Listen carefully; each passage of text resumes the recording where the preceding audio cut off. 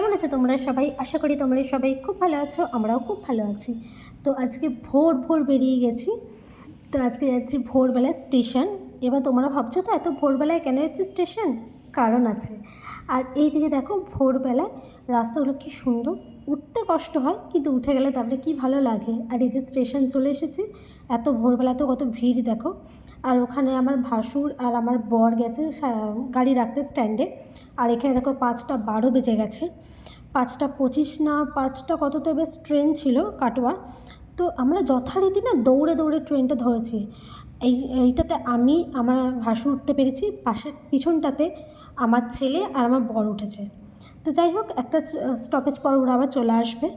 আর সকালবেলায় দেখো, আর আমি ট্রেনে উঠলেই না আমার এরকম মাঠ আর এইরকম জমি দেখতে আমার ভীষণ ভালো লাগে, জমির পর জমি। তো এই যে তারপরে স্টেশনে আবার ওরা চলে এসেছে, আমার ছেলে আমার বর আর আমি বসে রয়েছি। তো চলো কাটোয়াতে নেমে তারপরে তোমাদের বলছি কেন এসেছি। আর এখানে ট্রেনটা তো সকালবেলা খুব ভালো টেনেছে। আর এই কাটোয়াতে না আমি প্রথম আসছি, তো খুব ভালো একটা শুভ কাজের জন্যই আসছি। তো খুব ভালো লাগছে। হঠাৎ করে আমার যাওয়ার প্রোগ্রাম ছিল না, কিন্তু হঠাৎ করে ঠিক হলো যে না আমিও যাব। তো তার জন্য সকাল সকাল এত তাড়াহুড়ো। তার মধ্যে আজকে আবার হচ্ছে চণ্ডী পুজো। তো তার উপর আবার আজকে জয় মঙ্গলবার। চণ্ডী পুজোতে আসলে আমার শ্বশুরবাড়িতে মানে আমার ভাসুর, আমার বর, আমার জায়ের ছেলে সবাই ডন্ডি কাটবে। তো তার জন্য গঙ্গা স্নান করতে এসেছি। তো আমি তো ডন্ডি কাটবো না। এই যে এখানে টোটোতে উঠে গেছিলাম, দিয়ে টোটো থেকে নেমে গেছি, এবার চলে এসেছি মা গঙ্গার কাছে। মা গঙ্গাকে দেখে মনে হচ্ছে এক্ষুনি যাই, গিয়ে ছুটে গিয়ে জলে নেমে পড়ি, একটু চান করে নিই।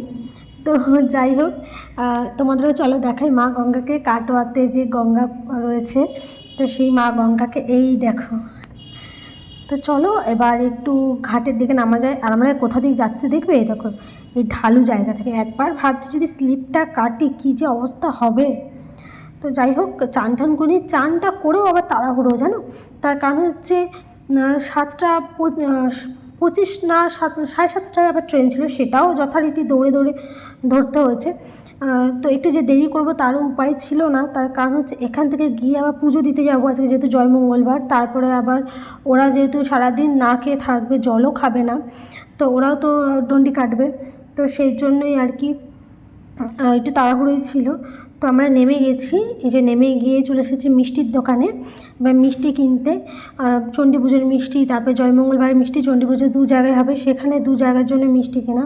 এখানে মিষ্টি কিনে আমি একবারে চলে গেছিলাম পুজো দিতে। তার কারণ হচ্ছে আমি তো চান টান করাই ছিলাম। তো এই যে পুজো দেওয়া হয়ে গেছে, এবার যাব শ্বশুরবাড়িতে। আজকে বাড়িতে কিছু লোকজনও খাবে, মানে আমার শ্বশুরবাড়ির লোক, আমার বাপের বাড়ির লোক, আমার জায়ের বাপের বাড়ির লোক, তাদেরকে খেতে বলেছি। তো সেই জন্য একটু জোগাড়জান্তি করলাম। তারপরে যে রেডি হয়ে যাচ্ছি এবার চণ্ডী মণ্ডপে মায়ের দর্শন করতে। তো আজকে না প্রচুর মানুষ না এখানে ডন্ডি কাটে। তো তোমরা যদি কোনোদিন সুযোগ পাও, আমার এই শ্বশুরবাড়িতে বর্ধমানের এই চণ্ডী পুজোতে এসে দেখবে, ভীষণ মজা হয় এবং প্রচুর প্রচুর প্রচুর মানুষ ডন্ডি কাটে। আমি আমার জীবনে এরকম ডন্ডি কাটা অন্য কোনো পুজোতে না সত্যি কথা বলতে দেখিনি। আর এবার প্রথম আরও আমি প্রথম থেকে একদম দেখেছি, নাহলে যতবারই যাই একদম লাস্ট মোমেন্টে দেখতে পাই, প্রথম থেকে দেখতে পাই না। তো পুজো টুজো করবার পর চলে এসেছি বাড়িতে, এখানে আমার ছেলেকে খাওয়াচ্ছি। আর আজকে তো জয় মঙ্গলবার, আমরা তো ভাত ঠাত কিছু খেতে পারবো না। আর আমরা আজকে দই চিড়ে খেয়েছিলাম। তো এইভাবেই সকালটা সারাদিনটা কেটেছিল, একটু ব্যস্ততার মধ্যে কাটলেও কিন্তু দিনটা খুব ভালো কেটেছিল। আশা করি ব্লগটাও তোমাদের ভালো লাগলো। দেখাবো না একটা ব্লগে, বাই।